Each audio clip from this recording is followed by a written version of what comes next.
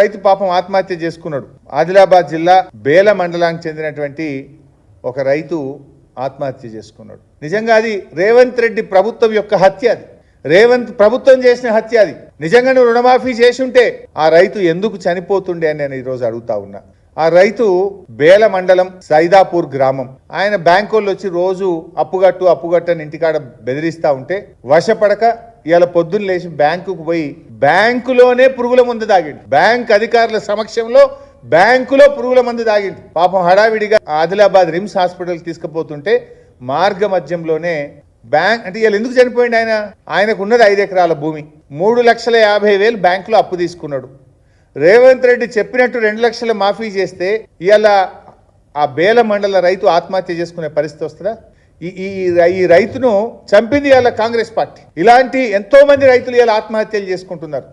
పైగా ముఖ్యమంత్రి అంటే రుణమాఫీ అయిపోయింది అంటున్నాడు. మరి నాగోరావుకు 3,50,000 అప్పు ఎందుకున్నది? రుణమాఫీ అయిపోతే ఎందుకు నాగోరావు ఇవాళ బ్యాంకుల వైపు పురుగుల మందు తాగాల్సిన పరిస్థితి వచ్చింది?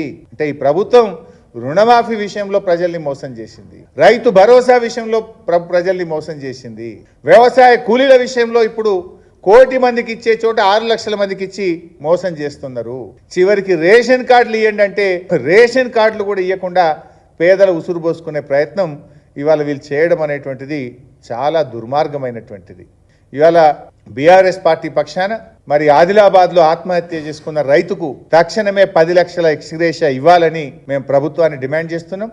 ఇది ఈ ప్రభుత్వ హత్య, ఈ ప్రభుత్వ నిర్లక్ష్యం వల్ల చెప్పిన మాట ప్రకారంగా రేవంత్ రెడ్డి డిసెంబర్ 9 నాడే రుణమాఫీ చేస్తా అన్నావు. చేసి ఉంటే ఇలా ఆ రైతు జాదవ్ చనిపోడు కదా. లేదు దేవుళ్ళ మీద ఒట్టుబెట్టి 15 ఆగస్టు నాడు రుణమాఫీ చేస్తా అన్నావు. నువ్వు చేసి ఉంటే ఆ గిరిజన రైతు జాదవ్ ఇవాళ చనిపోవాల్సిన అవసరం లేదు కదా. లేదు మొన్న నవంబర్ 30 నాడు మహబూబ్ నగర్లో రైతులకు మొత్తం రుణమాఫీ చేస్తా అన్నావు. ఆ చెప్పిన మాట ప్రకారంగా బ్యాంకుల డబ్బులు పడితే ఇవాళ ఆ గిరిజన రైతు జాదవ్ చనిపోడు కదా. అంటే జాదవ్ మరణం ఇది కాంగ్రెస్ ప్రభుత్వ హత్య.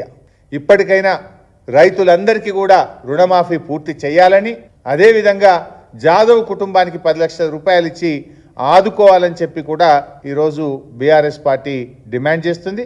మేము అవసరమైతే ఆదిలాబాద్కు మా పార్టీ పక్షాన ఒక బృందం కూడా వెళ్ళి ఆ కుటుంబానికి ధైర్యం ఇచ్చి ఆర్థిక సహాయాన్ని కూడా బీఆర్ఎస్ పార్టీ